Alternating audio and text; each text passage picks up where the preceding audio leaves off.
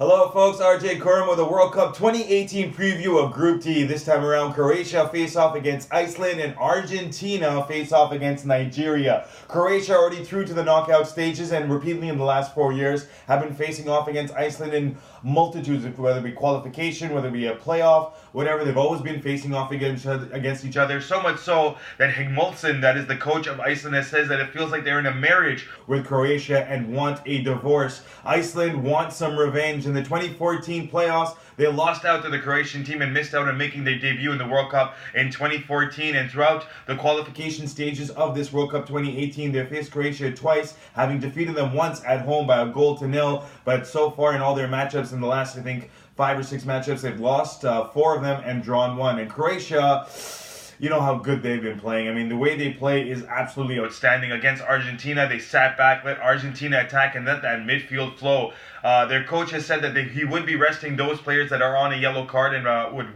miss the next game if they got a second yellow card. So that means the likes of Mario Mandzukic as well as Ivan Rakitic might be missing out, which would be good news for Iceland. Iceland, we saw them play against Nigeria. We saw them attack against Nigeria and leave a lot of holes in the back for Ahmed Musa to get those couple goals and defeat them by 2-0. But against Argentina, we saw them defend very stoutly, very compactly, and were able to get a 1-1 draw. Iceland have to win if they want to get through to the knockout stages. Could they be the second nation making their debut at the World Cup, just like Slovakia did in 2010, to make out the knockout stages? It could happen. They could actually get a draw in this game. I think Croatia, resting those 6 players, having the comfort of them going through, they're going to take it kind of easy. Moving on, Argentina, Leo Messi, and Nigeria. That is the next game. Didier Drogba of Ivory Coast has said that Nigeria must continue to keep that pace and power in their forward attack and must play their style, because they played defensively against Croatia and were opened up pretty easily by Ivan Rakitic and Luka Modric and co. So this time around, we'll have to see whether they play it. They know they need a point to get through to the knockout stage and would love to put the sword right through Leo Messi fans' hearts. But the way I see this going,